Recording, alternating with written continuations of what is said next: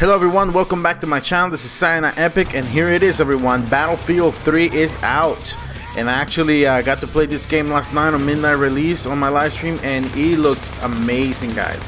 Even for the PS3 console, this thing looks really beautiful. As you can see from the footage that I bring you today, it looks really nice. I'm sure there's probably some PC footage out there that looks better than this, but if you are a console gamer, this is definitely worthy when it comes to graphics. It's some of the nicest graphics I've seen in a while. It looks really nice. As far as the gameplay on it, it is definitely like it was on the beta.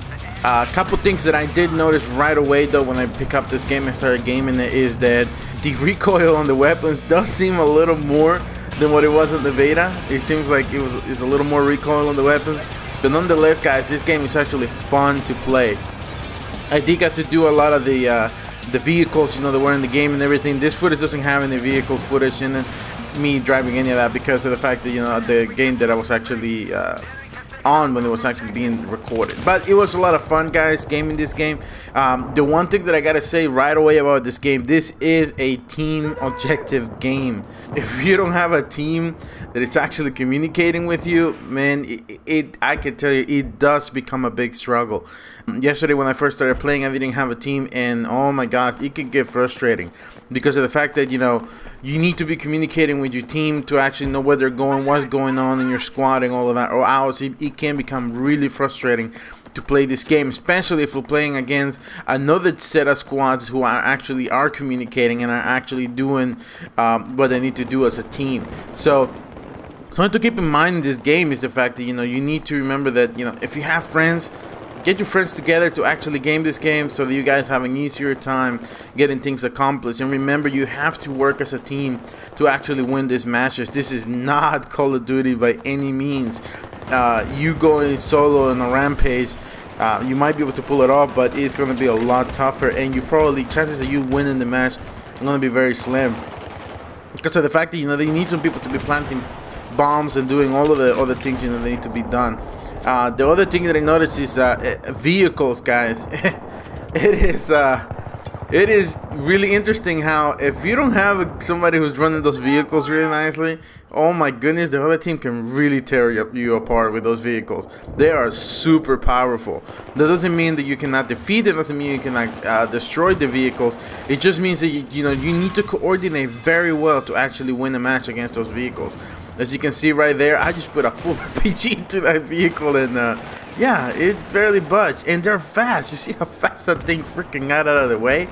So, but they had a really good driver driving around in that thing. So you have to remember that if you can get somebody who practice on the vehicles and actually get you from point A to B real quickly and efficiently, is the best way to go. One of the tactics that I figured out with a friend of mine was that he actually got in the tank. I got in the tank myself, and he took me to the bomb sites. And what I did is that I will actually jump off from there while he was shooting me, giving me suppress fire, so I can actually plant the bombs. And I'm not sure if this is footage you actually get to see that, but it was something that once we were doing it, we didn't actually plan it, but once we started doing it, it actually worked really well for us to actually be able to get the bomb plants done without us dying so much, and using a vehicle to actually get them actually accomplished. So it was a really good tactic to do. Vehicles are not only for you to actually attack, but it can be a good tool for you to get your teammates from one place to another when it is really hard for them to get across. Because in this game, one of the biggest things that you're gonna encounter is those snipers. They will get you from really far, so you need to remember that you can't just run around in the middle of the map and expect not to get shot.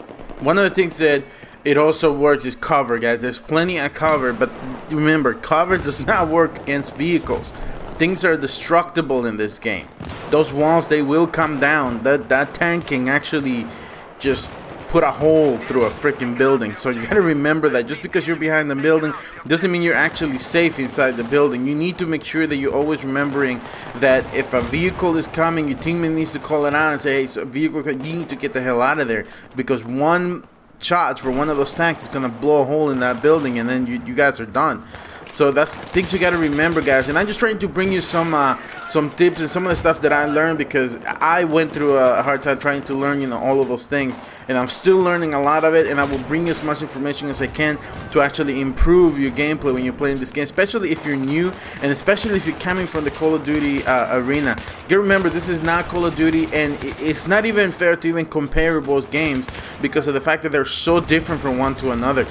Yes, there are some things that I noticed on Battlefield that are actually very similar to things that are on Call of Duty. For example, the minimap now, if you actually shoot a weapon, it will actually show up on the minimap now as a dot. So that's what I need to remember. But here's the thing though, I noticed that that's available there, but because of the position on the minimap, you tend to actually not pay attention to that map on the bottom left, because you're so used to your minimap being on the top right, top left, as it is on the Call of Duty series. So you guys need to remember that. Always look at that minimap, because it's a good orientation of what is going on. In Battlefield, typically what you do is, you know, you tag the other enemy. You see the little red sign right above the guy's head, you know, when they get tagged. But if they're not tagged though, if they are shooting a weapon, they will show up on that mini-map. So you need to make sure that you remember to take a look at that, because I personally kept forgetting to actually look into that. And sure enough, they were showing up in there. As you guys saw right there, the grenade that I threw actually landed on that guy and actually took him out. And it was because of the fact that I saw him showing up on the mini-map to actually be able to actually throw the grenade right on the correct spot so that he actually gets blown up. But you don't really remember this thing, especially if you're so used to the Call of Duty series. It's not something you're going to remember. But just, I'm bringing you guys the information so you guys can do what you will with it, and hopefully it'll help you guys out and improving your game when you're actually going out there and facing this game on the Battlefield series. The game is, yes, it's very realistic. I mean, you really feel like you're in the battle. You have to take cover. You have to be very careful with what you do, and no, you can't really camp it out. Yes, there is some people camping and stuff, but it's gonna take a lot more than that for you to actually be able to be successful in this game, because there's just, I mean, there's shots going from everywhere. So you need to be really, really careful on what's going on when you're playing the game. Your squad is very important. I cannot stress enough how you need to communicate with the squad. I was a little disappointed that in the PS3 version, the voice IP system is not working as good as I thought it was going to be. That is one of my biggest problems with the PS3 version, was that, you know, that is so important to me. Me being able to actually speak to my squad and actually communicate is very, very important, and I really wish they would have improved on that, but they didn't. Yes, it works, and sometimes it doesn't. Unfortunately, that's the downside of actually going with the PS3 console version, that I actually see that on the Xbox version will actually work really well, and it's because, you know, of the light party Xbox system that's actually much more improved than it is on the PS3. But anyways, guys, I hope this actually helped you get some information out of this, and I'll be coming back with some more videos, guys, in the future. Thank you guys for watching, and I'll see you all next time.